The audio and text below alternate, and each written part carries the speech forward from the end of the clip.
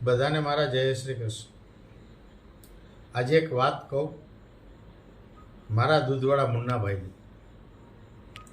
અભણ કેવું યાદ રાખે, ઓલિયા ભણેલ ભૂલી જાય. આ વાત યાદ આવી ગઈ. એટલા માટે મારા દૂધવાળા મુન્નાભાઈની 4 દીકરીઓ, એક પુત્ર, એના માતુશ્રી, એના ભાઈના બાળકો, આવડો ખૂબ મોટો પરિવાર. મુન્નાભાઈ બધાને દૂધ આપે, પણ કોઈનું લખે નહીં. મેં મારા હિસાબ માટે મુન્નાભાઈને પૂછ્યું કે મારો હિસાબ આપો.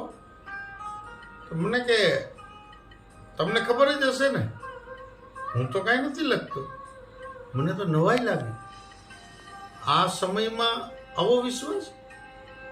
મેં અચરજ મુન્નાભાઈને પૂછ્યું, મુન્નાભાઈ, કોઈ જાણી જોઈને ખોટું બોલીને ઓછા પૈસા આપે તો? અને એટલી જ સાહજિકતાથી મુન્નાભાઈએ જવાબ આપ્યો, ભાઈ, પી જશે તો દૂધ જ ને, એના છોકરાના પેટ ઠરશે ને.